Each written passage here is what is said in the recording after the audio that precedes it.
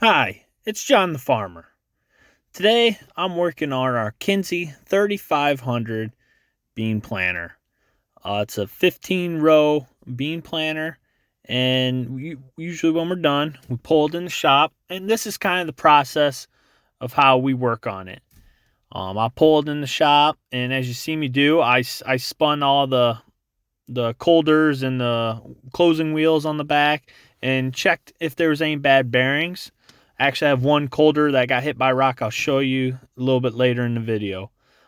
So then I take the boxes off and kind of that way I can get a good look inside the road units.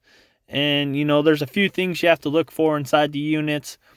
On this planter, I actually just changed all the chains inside the units last year, so that's something that we're not going to have to do this year.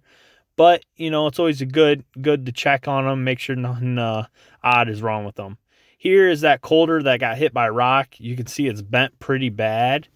So we're probably gonna have to replace. We're probably just gonna replace them all and just get it over with.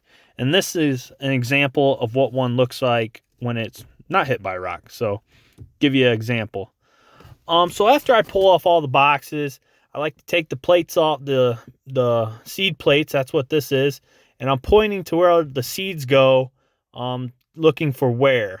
Inside this plate, there is brushes that the seeds run along.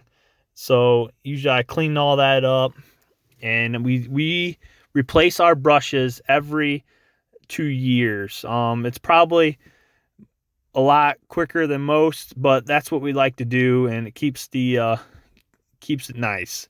So yeah, I'm taking it off. You need a 5/16 socket, and there's 6 screws inside there, and there's also a bracket, which the next screw I take off. There's a bracket that holds on half of the brushes, which is right here. So you take that bracket off. You want to keep that, that doesn't need replaced. It's just that blue brush right there, set of brushes, and this black one. Those you replace. So I get that off. I think a good practice is keep all your screws together. So that's what I'm doing here. I'm putting my screws together.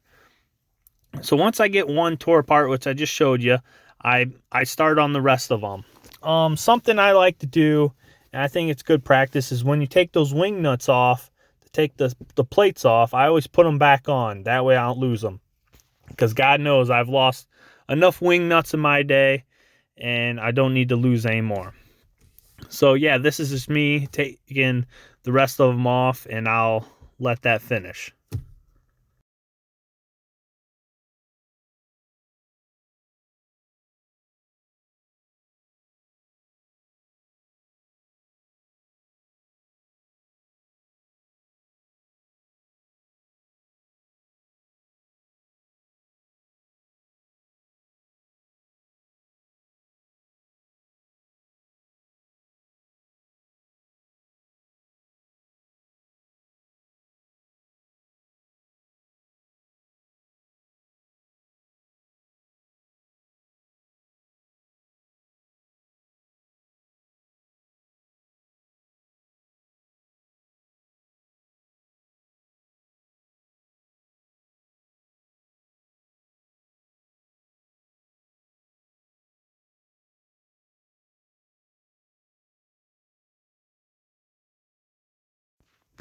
All right, so now I got all the boxes tore apart. So the seed runs along a stainless steel band that runs along the individual units. So here you'll see I'm going to pull this unit, and I'm going to try to point to it here. It runs along the whole circle, or I think 3/4 of that circle. So it's kind of hard to get out, and once you get in a rhythm, just like anything, it makes it easier. But I found it easier just to grab the top and pull it down. So this is your the band, and we replace these every time we do the brushes. That might be excessive, but it is what it is. So right there is where the seed runs, where it's kind of dark, and this one's all right, but you'll see another one later on in the video that actually is pretty bad. And sometimes when they're really bad, they're wore on the backside too. So I like to take these out every year, and I individually clean them all. And then behind the band, sometimes you get some residue that you want to clean up too. So that's why I really take the time and try to get everything cleaned up and scraped off so you start fresh. So usually when I take the bands off, I'll grab some emery cloth and just lightly, brush them off to get some of that stuff off. And right there's where the seed runs. So this one is no good. Now, since it's no good, I must not have replaced it last year or something. So instead of messing with them all, here's another one. It's also not very good. It's really wore, and you don't want that. So we're gonna go ahead and replace all the bands, and that way we don't have to deal with it. So one other thing, after I get the boxes off, the brushes out, the bands out, I go through and check all the units. I'll give them a good shake, see if anything sounds weird. A lot of times, these 4 bolts here, 1 there, 2, 3, and 4, sometimes those will break, and it's hard to know. So sometimes the way I found that's easy is to give them a good shake, and you'll be able to see which ones are broke or not. And sometimes if you pick up the back where that no-till coulter is, you'll also be able to see where they're broke. So now, since earlier I said in the video I already replaced the chains, I'm just looking over them real quick.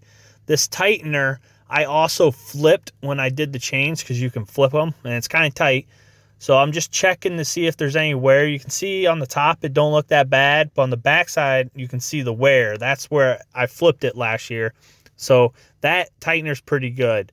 Another thing to look for is this the depth control. So there's a roll pin in there, and you want to really get in there and take a look at that roll pin and make sure it's not broke, because usually, we break one every year.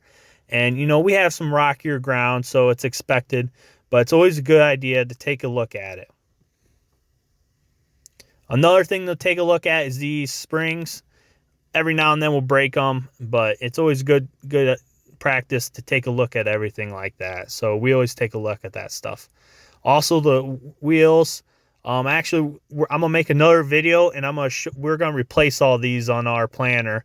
So I'll show you how we do all that.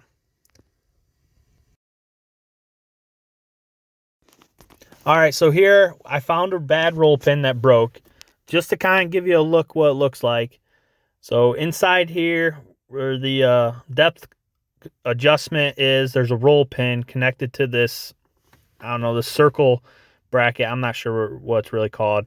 So just to show you that I know it's broke, here's the hole that the roll pin goes into, and so that's a clear visible that it's broke. So yep, we're gonna get that fixed too.